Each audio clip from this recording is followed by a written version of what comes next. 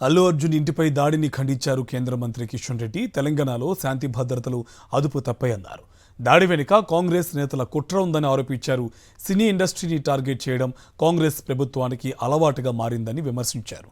ప్రజల ఆస్తులకు రక్షణ కల్పించడంలో సర్కార్ విఫలమైందంటూ ఎక్స్ వేదికగా ట్వీట్ చేశారు కిషన్ రెడ్డి. అల్లు అర్జున్ ఇంటిపై దాడిని ఖండించారు కేంద్ర మంత్రి కిషన్ రెడ్డి. తెలంగాణలో శాంతి భద్రతలు అదుపు తప్పాయన్నారు.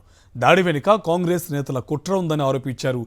సినీ ఇండస్ట్రీని టార్గెట్ చేయడం కాంగ్రెస్ ప్రభుత్వానికి అలవాటుగా మారిందని విమర్శించారు.